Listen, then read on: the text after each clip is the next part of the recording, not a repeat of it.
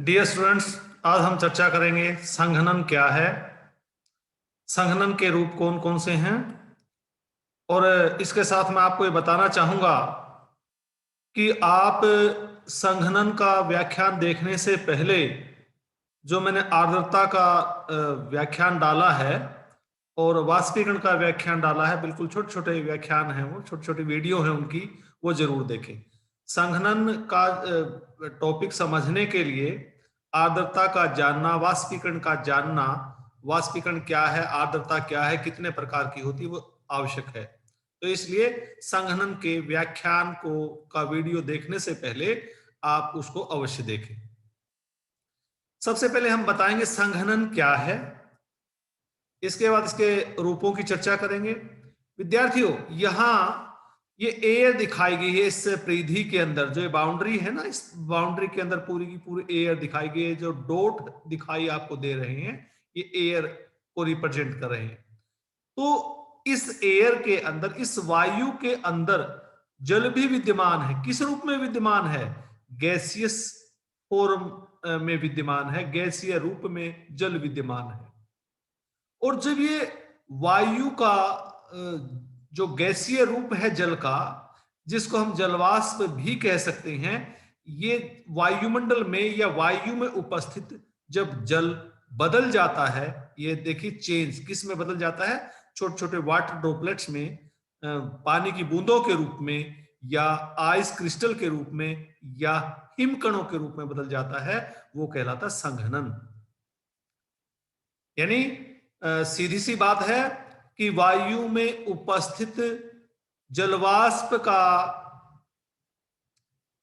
महीन पानी की बूंदों के रूप में बदलना अथवा महीन हिमकणों के रूप में बदलना संघनन कहलाता है। संघनन कैसे होता है, क्या क्रिया है संघनन होने की? और अंग्रेजी में भी लिखा है process of change of water from gaseous to liquid और solid form is known as condensation. जलवाष्प की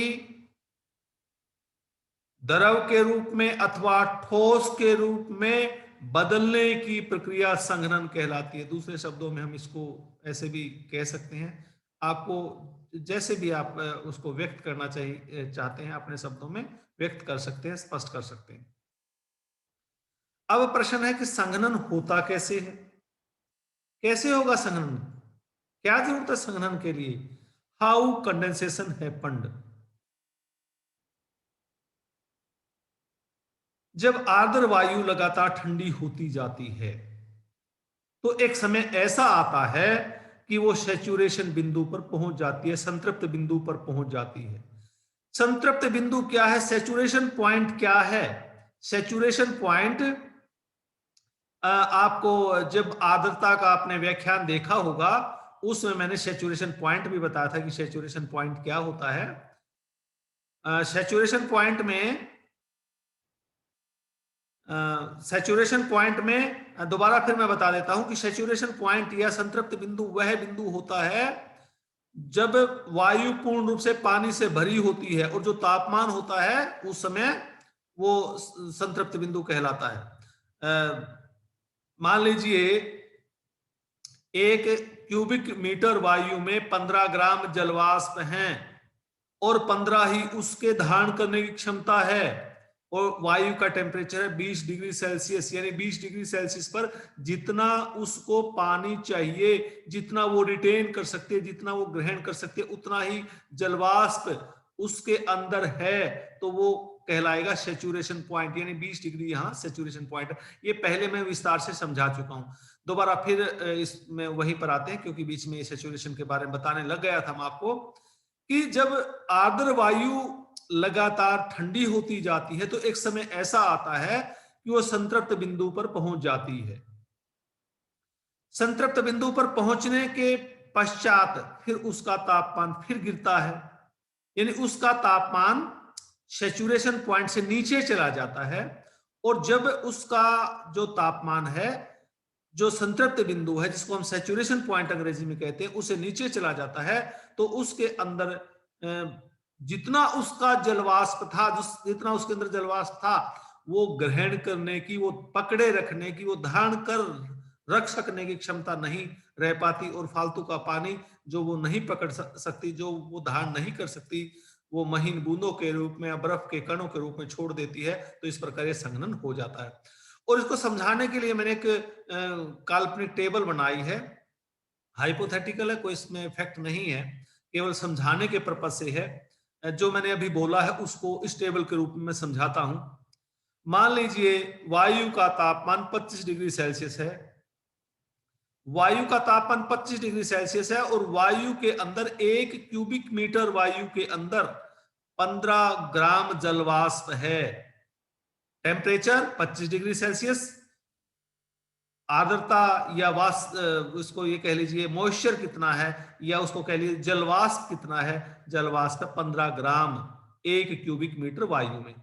परंतु इस टेम्परेचर पर ये 20 ग्राम रिटेन कर सकती है, 20 ग्राम धारण कर सकती है, 20 ग्राम इसकी एब्जॉर्ब करने की, पी सकने की क्षमता है। यानी 20 ग्राम रख सकती है ये, परंतु इसके पास 15 ग्राम है, यानी वायु ये प्यासी है अभी। रिलेटिव ह्यूमिडिटी हुई 75%। रिलेटिव ह्यूमिडिटी वाला व्याख्यान जैसा कि मैंने पहले बताया था, जरूर देखें इस व्याख्यान को देखने से पहले।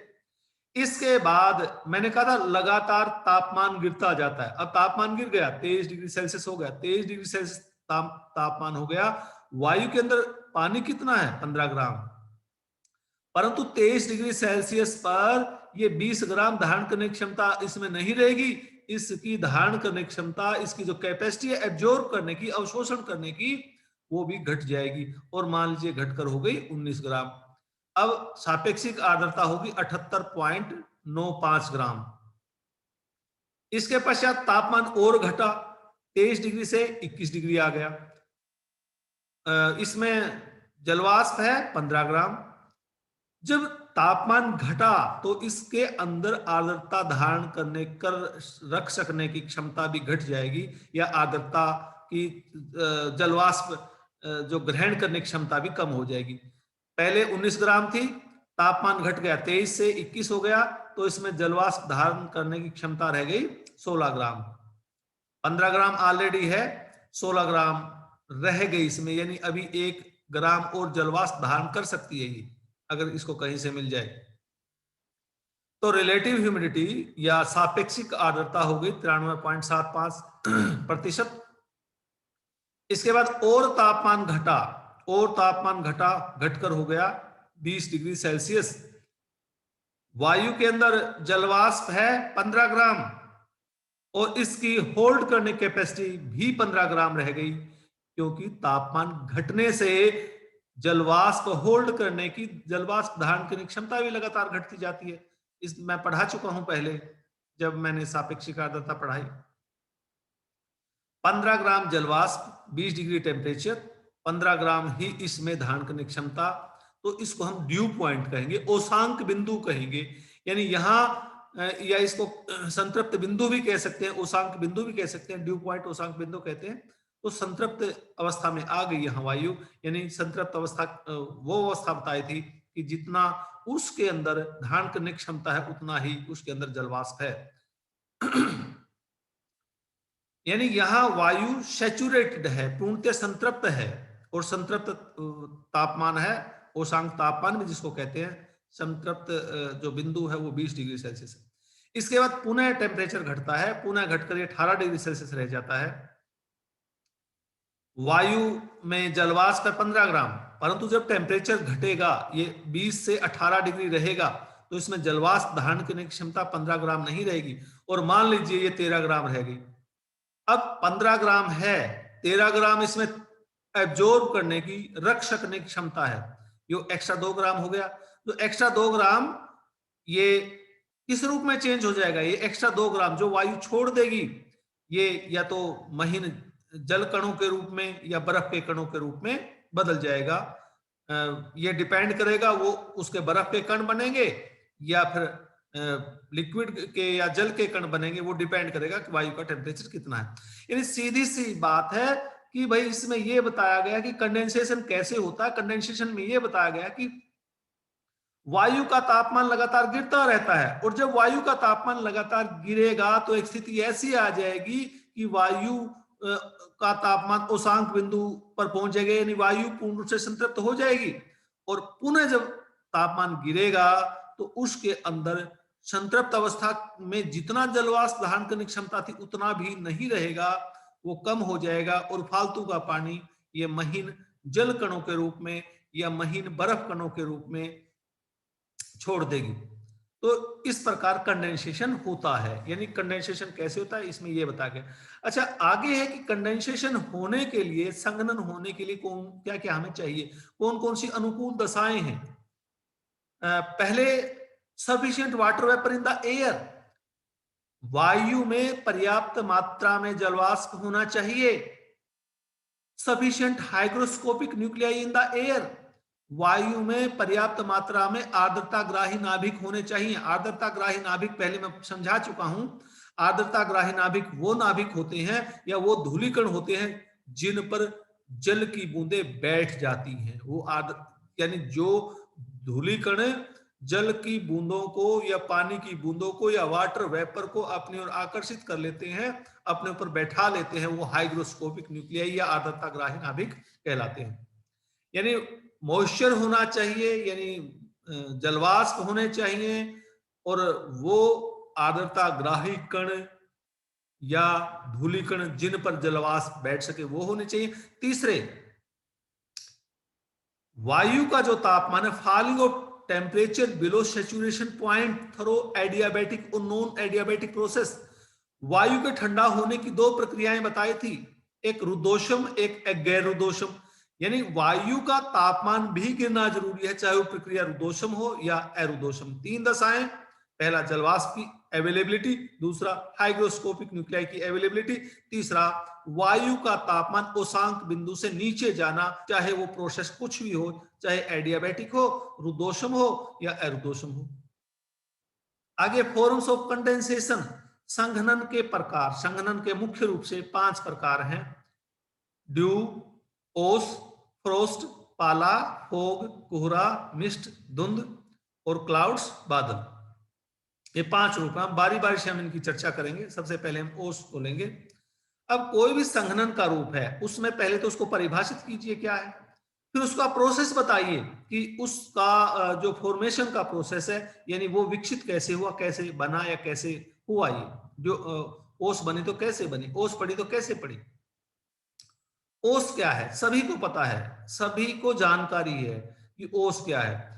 Water droplets on the plant and grass in the morning. सुबह सुबह जो आप पेड़ पौधों पर, नाटे पौधों पर, या चाहे बड़े पौधे भी हो सकते हैं, या घास पर आप जो जल कण देखते हैं वो ओस कहलाती है।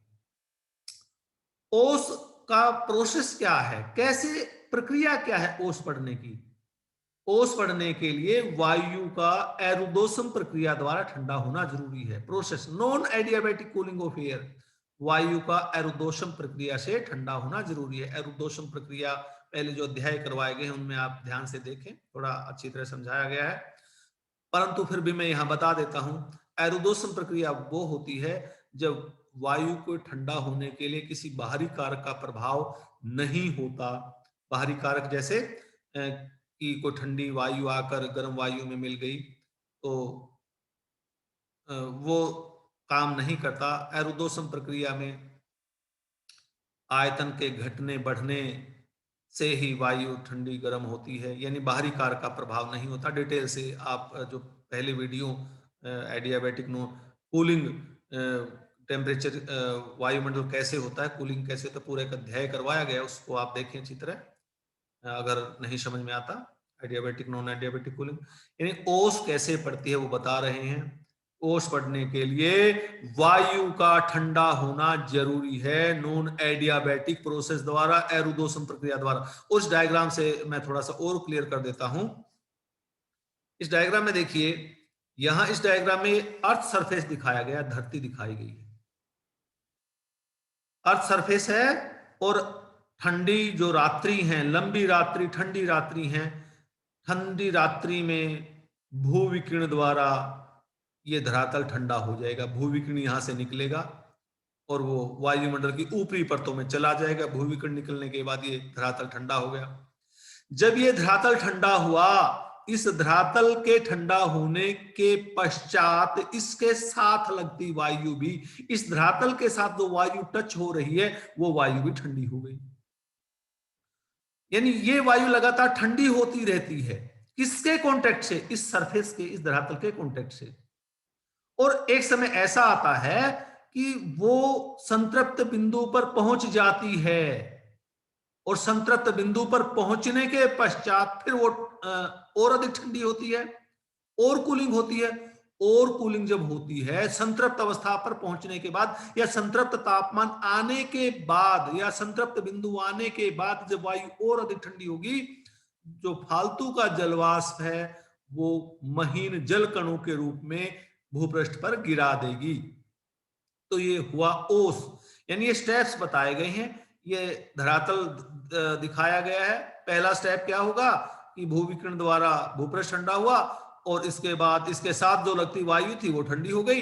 एक समय ऐसा आया वो उसांक बिंदु पर पहुंच गई या संतृप्त बिंदु पर पहुंच गई, और संतृप्त बिंदु पर पहुंचने के बाद पुनः ठंडी हुई, पुनः ठंडी हुई। तो उस स्थिति में जो फालतू का जो जलवाष्प है, यानी उसका जब टेम्परेचर गिर गया ड्यू पॉइंट से, उसांक बिंदु से नीचे, तो वो उसका परिणाम हुआ ओस। ओस पढ़ने के लिए कुछ आवश्यक दशाएं जरूरी हैं, फेवरेबल कंडीशन है, अनुकूल दशाएं हैं। उसमें अनुकूल दशाओं में पहली अनुकूल दशा है लंबी रात्रि। लंबी रात्रि क्यों होनी चाहिए भाई? क्यों होनी चाहिए लंबी रात्रि? लंबी रात्रि इसलिए जरूरी है ताकि अर्थ सरफेस की कूलिंग के लिए, ये आपका अर्थ सरफेस था, ताकि अर्थ सरफेस की कूलिंग के लिए, इसको कूल होने के लिए पर्याप्त समय मिल सके। अगर लंबी रात्रि होंगी, भूविकिरण निकलता रहेगा, भूपृष्ठ ठंडा होता रहेगा। छोटी रात्रि हुई, सुबह जल्दी हो गई, धूप निकल आई, फिर वो गर्म हो जाएगी पूर्णतः ठंडा होने से पहले। यानी लंबी रात्रि होनी चाहिए ताकि भूविकिरण द्वारा वो ठंडा हो सके धरातल, और न केवल धरातल ठंडा हो सके, इसके साथ लगती वायु भी धरातल के कांटेक्ट में आकर वो ठंडी हो सके। दूसरा अनुकूल दशा है, किसकी अनुकूल दशा पढ़ रहे हैं? ओस पढ़ने के लिए अनुकूल दशा, यानी लंबी रात्रि होगी तब ओस पढ़ेंगे। दूसरा, साफ आसमान होना चाहिए। साफ आसमान क्यों होना चाहिए? दो कारण है इसके पीछे। अगर आसमान साफ रहेगा दिन में, तो खूब धूप निकली हुई है, आसमान साफ है, तो वाष्पीकरण की क्रिया अधिक होगी, और वाष्पीकरण की क्रिया अधिक होने से वायु के अंदर अधिक मात्रा में जलवाष्प आ पाएगा, यानी वायु की आर्द्रता बढ़ जाएगी।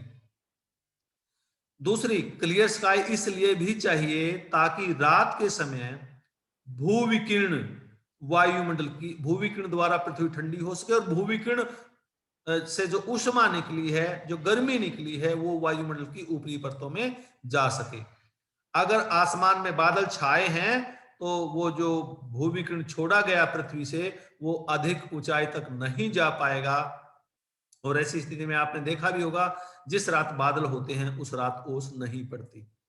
तीसरा है, वायु शांत होनी चाहिए। वायु शांत क्यों होनी चाहिए? यदि वायु शांत होगी, ये लंबे समय तक धरातल के संपर्क में रहेगी। वायु शांत है, ये आपका धरातल है, शांत वायु खड़ी है, वायु की स्पीड नहीं है, लंबे समय तक धरातल के संपर्क में रहेगी। और जब लंबे समय तक ठंडे धरातल के संपर्क में रहेगी, ऐसी स्थिति में वो ठंडी हो पाएगी। अब दूसरा मान के चले, वायु शांत नहीं है, वायु लगातार बह रही है। यहां से वायु आई, इस भूपृष्ठ के पास आई, ठंडा है, थोड़ी सी ठंडी हुई, आगे निकल गई, यानी संतृप्त अवस्था में आए बिना आगे निकल गई। यानी वायु की मूवमेंट बिल्कुल नामात्र की होनी चाहिए, वायु ऑलमोस्ट काल्म होनी चाहिए, शांत होनी चाहिए, ताकि वो वायु धरातल के संपर्क में आने से ठंडी हो सके। चौथे, उच्च सापेक्षिक आर्द्रता होनी चाहिए। यदि उच्च सापेक्षिक आर्द्रता होगी, यानी सीधी सी बात है, अगर वायु में नमी ज्यादा है, वायु में आर्द्रता ज्यादा है, तो ऐसी स्थिति में जो संतृप्त बिंदु है या उसांक बिंदु है, वो जल्दी प्राप्त हो सकेगा। पांचवें, जो उसांक बिंदु है वो हिमांक बिंदु से ऊपर होना चाहिए, higher dew point than freezing point.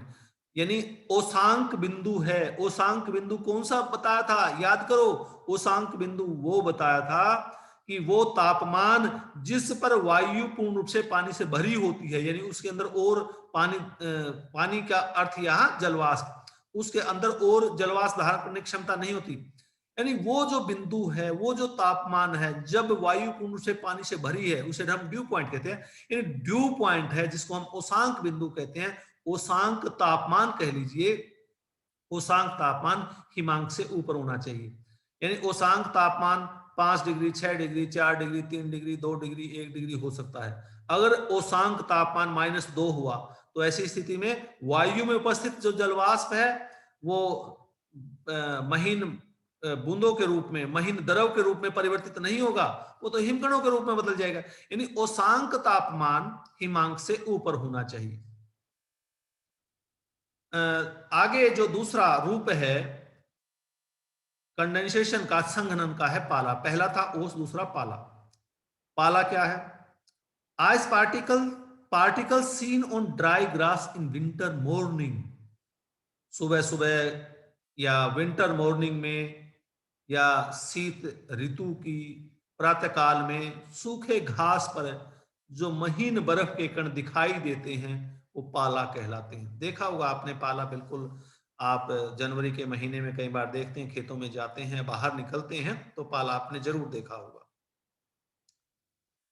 पाला पड़ने के लिए भी वही प्रक्रिया है। पाला पड़ने के लिए भी एरोडोसम प्रक्रिया द्वारा वायु का ठंडा होना जरूरी है। ओस पड़ने के लिए भी यही था, non adiabatic cooling of air, यानी वायु का एरोडोसम प्रक्रिया द्वारा ठंडा होना जरूरी है। अब प्रश्न है कि पाला पड़ने के लिए कौन कौन सी दशाएं चाहिए? पाला पड़ने के लिए वो सभी दशाएं चाहिए जो ओस पड़ने के लिए चाहिए होती हैं। केवल एक दशा में अंतर है। कौन कौन सी दशाएं थी? लंबी रात्रि, शांत वायु, सॉरी, साफ आसमान, शांत वायु, उच्च सापेक्षिक आर्द्रता, और जो पांचवी कंडीशन थी ना ओस पड़ने के लिए, केवल ये अलग होती है। पांचवी कंडीशन थी ओस पड़ने के लिए क्या थी कि जो ओसांक बिंदु है वो हिमांक से ऊपर होना चाहिए, हिमांक बिंदु से ऊपर होना चाहिए। और पाला पड़ने के लिए आवश्यक है कि जो ओसांक बिंदु है हिमांक बिंदु से नीचे हो। यानी सीधी सी बात है, जब वायु बहुत ज्यादा ठंडी हो जाएगी, जब वायु का तापमान 0 डिग्री सेल्सियस हो जाएगा, -1 हो जाएगा, -2 हो जाएगा, -3, -4, -5 हो जाएगा, यानी वायु का तापमान बहुत कम हो जाएगा, हिमांक से नीचे होगा, तो ऐसी स्थिति में वायु में उपस्थित जलवाष्प महीन जल कणों के रूप में परिवर्तित नहीं होंगे, बल्कि वो महीन जो बर्फ कण हैं उनके रूप में परिवर्तित होंगे।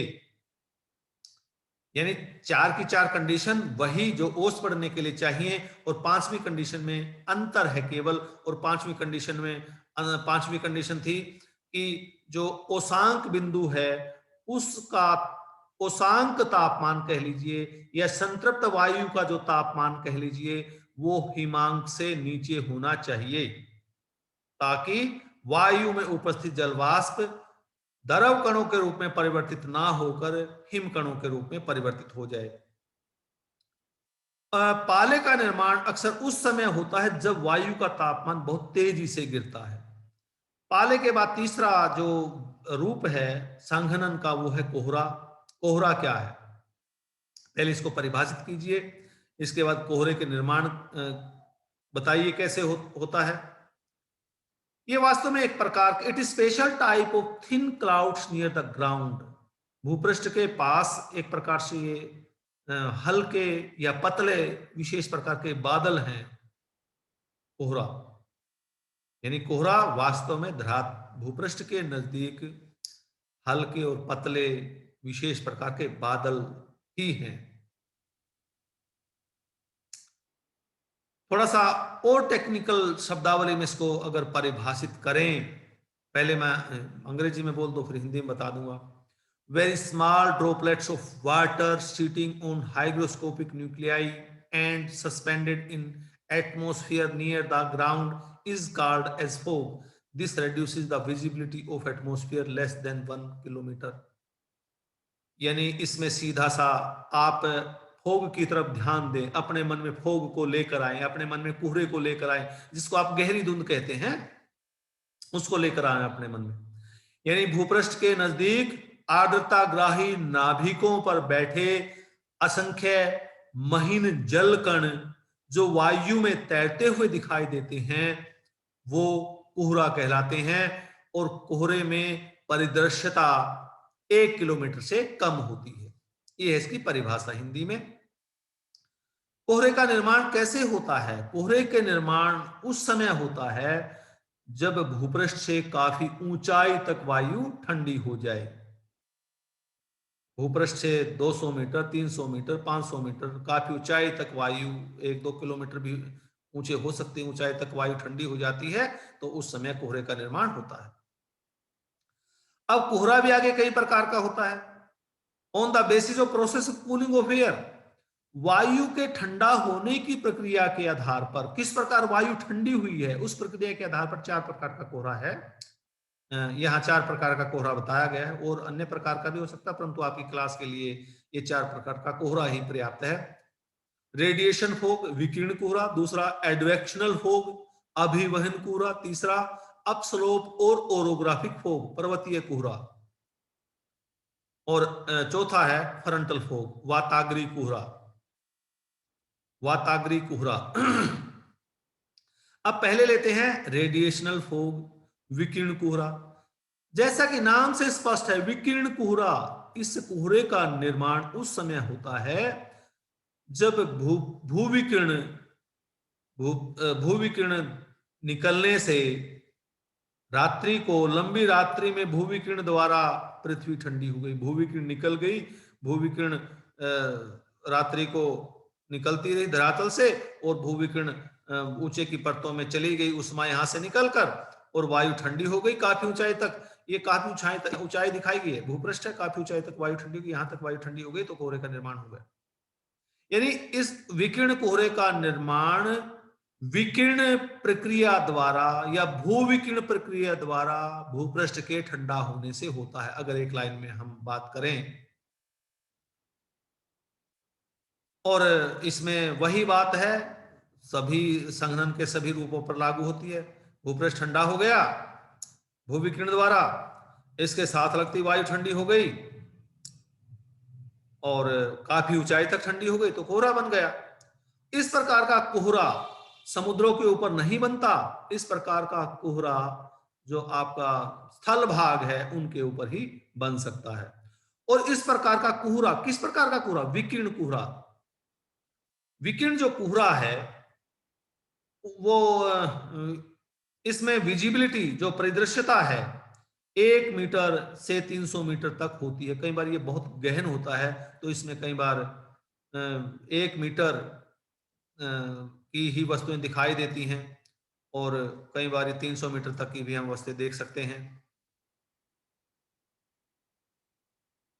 सॉरी, इसमें थोड़ा सा मैं कुछ थोड़ा सा उल्टा बोल गया। इस कोहरे की जो मोटाई है, यानी भूपृष्ठ से जो मोटाई है, वो 1 मीटर से लेकर 300 मीटर तक होती है। अमूमन 1 मीटर से 300 मीटर तक होती है, और इसमें परिदृश्यता कई बार 3 मीटर से भी कम हो जाती है। 3 मीटर तक हो जाती है, यानी 1 किलोमीटर तक भी हम देख सकते हैं। कई बार बहुत गहरा होने के बाद केवल 3 मीटर तक भी हम देख सकते हैं, यानी परिदृश्यता इसमें काफी कम कई बार हो जाती है। दूसरा है एडवेक्शनल फोग। एडवेक्शनल का फोग है अभिवहन कोहरा। अभिवहन यानी इस अभिवहन का अर्थ है, वहन का अर्थ है चलना, बढ़ना। अब अभिवहन कोहरा 2 स्थितियों में बनता है। इस प्रकार का कोहरा वास्तव में वायु की क्षैतिज मूवमेंट के कारण, क्षैतिज गति के कारण होता है। अभिवहन शब्द इसीलिए तो है, गति, वायु की क्षैतिज गति के कारण होता है। 2 दशाएं हैं इस प्रकार का कोहरे के निर्माण के लिए। पहली दशा क्या है? ठंडा धरातल है, ठंडा भूपृष्ठ है, ठंडा धरातल है, यह समुद्र का नहीं, स्थल भाग का, स्थल भाग का ठंडा धरातल है। ठंडे धरातल पर जब हॉट एंड ह्यूमिड एयर, उष्ण और आर्द्र वायु चलती है, गति करती है, चलती है दिखाई दे रही है वायु, तो ऐसी स्थिति में जो उष्ण आर्द्र वायु है जो ठंडे धरातल के ऊपर से गुजर रही है या बह रही है, तो वो वायु इस ठंडे धरातल के संपर्क में आने से ठंडी हो जाती है, संतृप्त अवस्था में पहुंच जाती है और कोहरे का निर्माण हो जाता है।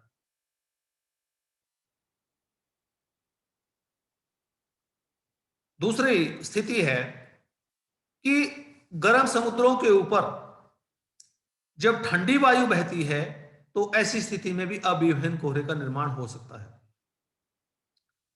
गर्म समुद्र है, ये दिखाया गया है, हॉट सी गर्म समुद्र है। गर्म समुद्र के ऊपर जो वायु होगी, इस ठंडी वायु के आने से पहले कौन सी वायु विद्यमान होगी गर्म समुद्रों के ऊपर? आर्द्र वायु, आर्द्र वायु विद्यमान होगी, यानी समुद्र के ऊपर आर्द्रता है, यहां खूब सारी नमी है। और जब ठंडी वायु यहां आई, ठंडी वायु आने के बाद इस आर्द्र वायु से मिलकर इस ठंडी वायु ने संघनन का काम कर दिया। तो यह है आपका जब उष्ण समुद्रों के ऊपर से ठंडी वायु गुजरती है या उष्ण समुद्रों के ऊपर ठंडी वायु आती है। तीसरा जो कोहरा है, अपस्लोप और ओरोग्राफिक फोग, पर्वतकृत कोहरा। पर्वतकृत कोहरे का निर्माण किस समय होता है? पर्वतकृत कोहरे का निर्माण उस समय होता है जब उष्ण आर्द्र वायु बह रही है और बहती हुई वायु के रास्ते में कोई भूमि का अवरोध आ जाए, और अवरोध वो पर्वत के रूप में हो सकता है, पहाड़ी के रूप में हो सकता है, या कोई कटक हो सकती है।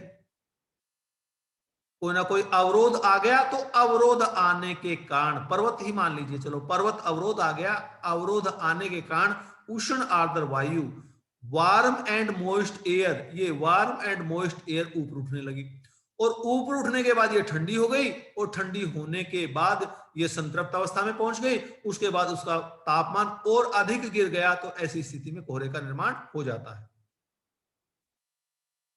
पढ़ भी देता हूं, ये थोड़ा सा स्क्रीन रुक जाएगी ताकि आप पढ़ सकें, देख सकें इसको। This type of fog is formed by ascent of warm air, warm moist air, ये दो बार लिखा गया, अलोंग स्लोप ऑफ हिल्स और mountains. Moist and warm air cools down after ascent along the slope of mountain, and when its temperature falls below dew point, fog is formed. आगे frontal fog. Front क्या होता है आगे chapter आएगा, उसमें पढ़ाएंगे। वायु राशि, जो वायु राशि का अगला भाग है उसे हम फ्रंट कहते हैं। डिटेल से किसी चैप्टर में आगे जो आएगा उसमें बहुत विस्तार से आप समझ सकेंगे। तो फ्रंटल फॉग का निर्माण उस समय होता है जब दो विभिन्न गुण धर्मों वाली वायु राशियां एक दूसरे में आकर मिलती हैं या एक दूसरे की तरफ बढ़ती हैं। दो विभिन्न गुण धर्मों वाली वायु राशियां कौन सी हैं? ये वायु राशियां कोल्ड एंड ड्राई, ठंडी और शुष्क वायु राशि है, और ये वायु राशि है उष्ण और आर्द्र। ये गर्म है और आर्द्र है, ये ठंडी है और शुष्क है। दो वायु राशियां एक दूसरे की तरफ बढ़ी और यहां फ्रंट का निर्माण हो गया, जहां दोनों वायु राशियों का मिलन क्षेत्र है।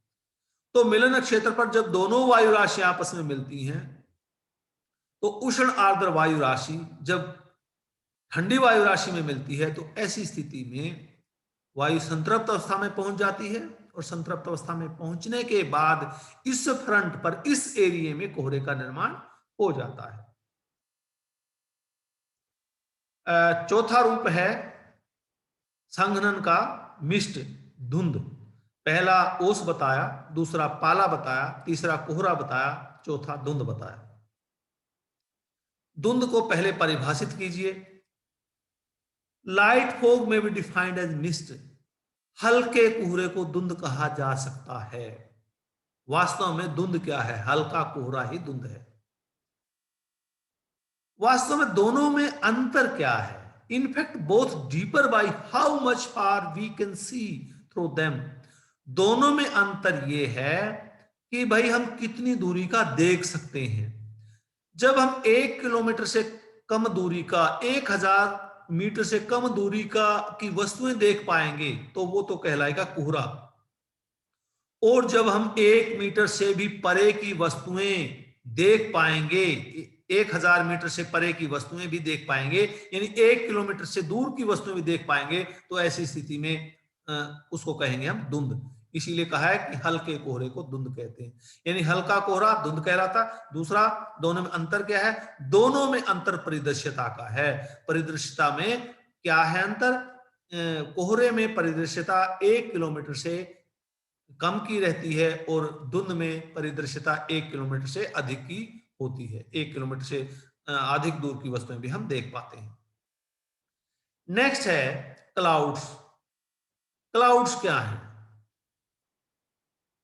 कोहरा जो पढ़ाया, कोहरे में पढ़ाया था कि आर्द्रताग्राही नाभिकों पर जो जल की बूंदें हैं वो, और जो भूपृष्ठ के नजदीक हैं वो कहलाती हैं कोहरा। और वास्तव में भूपृष्ठ के नजदीक जो कोहरा है, भूपृष्ठ के नजदीक हल्के बादल हैं, हल्के बादल ही कोहरा कहलाती है। अब ये बादल क्या हैं? कई बार विद्यार्थियों के मन में होता है, कई बार स्टोरी भी सुनी होगी बचपन में तुमने कि, और ये इमेजिनेशन भी होगी कि बादल हैं जो वो बड़े ठोस होंगे, बड़े कठोर होंगे, बादलों को पार पाना बड़ा मुश्किल है, और ये जो चांद सितारे आपको दिखाई देती हैं बादलों से चिपके हुए हैं। ऐसा कुछ नहीं। वास्तव में कोहरा क्या है? वास्तव में जो कोहरा है, धरातल से बहुत ऊंचाई पर सघन कोहरा ही बादल कहलाते हैं। धरातल से बहुत ऊंचाई पर, ये धरातल दिखाया गया है इस फिगर में, देखिए धरातल दिखाया गया है, और ये धरातल से बहुत ऊंचाई पर जो सघन कोहरा है वो बादल कहलाते हैं। अगर दूसरे शब्दों में इसको कहें, धरातल, ये जो डॉट डॉट डॉट दिखाए गए हैं ना, ये आर्द्रताग्राही नाभिक हैं, यानी धूलिकण है जिन पर जलवाष्प बैठते हैं। यानी बादल क्या है? धरातल से काफी ऊंचाई पर, ये धरातल देखिए, धरातल से काफी ऊंचाई पर आर्द्रताग्राही नाभिकों पर बैठे महीन असंख्य जल की बूंदें, महीन और असंख्य जल की बूंदें, या बूंदें या हिमकण कह लीजिए, बादल कहलाती है। यानी धरातल से काफी ऊंचाई पर आर्द्रताग्राही नाभिकों पर महीन और असंख्य जल की बूंदें या हिमकण बादल कहलाते हैं। इसमें पढ़ सकते हैं आप, अंग्रेजी में भी ये लिखा है मैंने बिल्कुल क्लियर। क्लाउड्स में be defined as mass of innumerable tiny visible particle of water और आइस, और both sitting on hygroscopic nuclei at considerable height from the surface of the earth. जो मैं बताया उसका सारांश यही है। और क्लाउड के फॉर्मेशन के लिए, क्लाउड बनने के लिए 3 दशाएं हमें चाहिए। Conditions for formation of cloud. Clouds बनने के लिए 3 दशाएं चाहिए। पहला, वायु का ऊपर उठना जरूरी है। दूसरा, वायु में आर्द्रता भी होनी जरूरी है। तीसरा, हाइग्रोस्कोपिक न्यूक्लियाई की अवेलेबिलिटी भी जरूरी है। आर्द्रताग्राही नाभिकों की उपलब्धता जरूरी है। 3 कंडीशन: वायु का ऊपर उठना, वायु में आर्द्रता का होना, और वायु में आर्द्रताग्राही नाभिकों का होना। ये 3 कंडीशन होगी तभी बादलों का निर्माण हो पाएगा। यहाँ डायग्राम के माध्यम से बादलों का निर्माण कैसे होता है ये स्पष्ट करने का प्रयास मैंने किया गया है। मैं इसको थोड़ा छोटा करता हूं ताकि पूरा का पूरा इसमें एक में आ जाइए। ये देखिए आपका भूपृष्ठ दिखाया गया है, भूपृष्ठ दिखाया गया है, भूपृष्ठ दिखाया गया है। देखिए भूपृष्ठ से वायु ऊपर उठ रही है, और वायु ऊपर उठ रही है। जब वायु ऊपर उठती है वो ठंडी होती है, और ऊपर उठने का कारण कोई भी हो सकता है। रास्ते में कोई ना कोई पर्वत आ जाए तब वायु ऊपर उठ सकती है, या संवहनीय धाराओं के कारण ऊपर उठ सकती है, या 2 विभिन्न गुण धर्मों वाली वायु राशियां टकरा जाएं आपस में, तो हल्की वायु राशि को भारी वायु राशि ऊपर उठा देती है।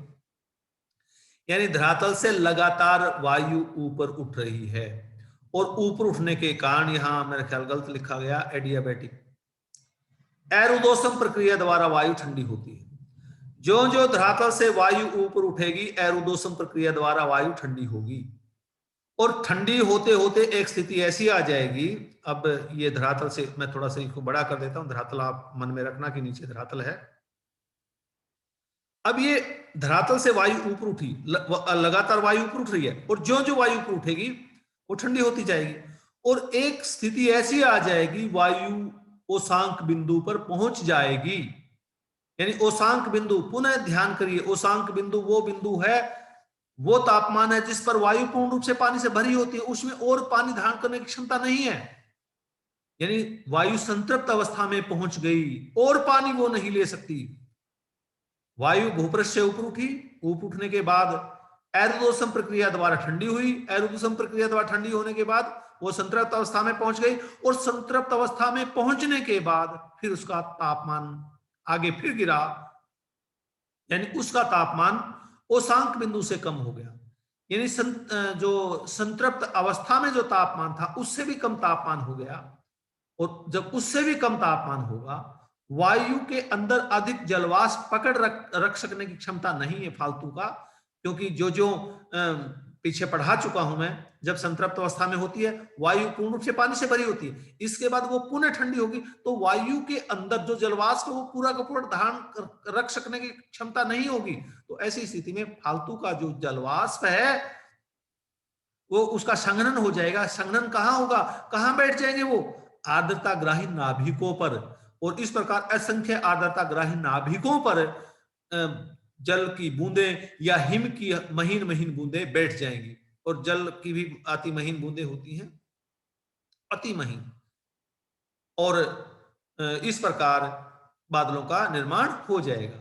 तो बादलों के निर्माण के लिए 3 दशाएं मैंने बताई थी। बादल क्या है, तो पुनः मैं रिवाइज करवा देता हूं। बादल कुछ भी नहीं, केवल भूपृष्ठ से बहुत ऊंचाई पर फैला जो सघन कोहरा है वो बादल कहलाते हैं। दूसरे शब्दों में ये भी कह सकते हैं, धरातल से काफी ऊंचाई पर आर्द्रता ग्राही नाभिकों पर बैठी महीन तथा असंख्य जल की बूंदे अथवा हिमखंड बादल कहलाते हैं।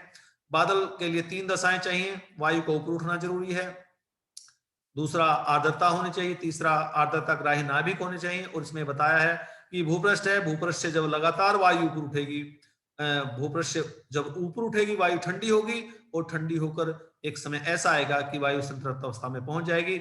संतृप्त अवस्था में पहुंचने के बाद पुनः वायु का तापमान गिरेगा, और जब वायु का तापमान गिरेगा उसके अंदर जलवाष्प जो उसके अंदर है उसको होल्ड कर सकने की, उसको पकड़ रख सकने की क्षमता नहीं होगी, तो वो फालतू का जलवाष्प आर्द्रता ग्राही नाभिकों पर बैठ जाएगा, और इन आर्द्रता ग्राही नाभिकों पर बैठ गया तो वो हो गया क्लाउड फॉर्मेशन, बादलों का निर्माण। तो विद्यार्थी ये था आपका कंडेंसेशन क्या है, और कंडेंसेशन के विविध रूप कौन से हैं, और जैसा कि मैंने बताया था, पुनः मैं रिपीट कर दूं, ये वीडियो लेक्चर देखने से पहले आप जो सापेक्षिक आर्द्रता और वाष्पीकरण का जो वीडियो लेक्चर है वो जरूर देखें, क्योंकि कुछ जो बेसिक चीजें हैं, बेसिक इंफॉर्मेशन है उसमें बताई गई है, ताकि आपको समझने में आसानी रहे। Thank you.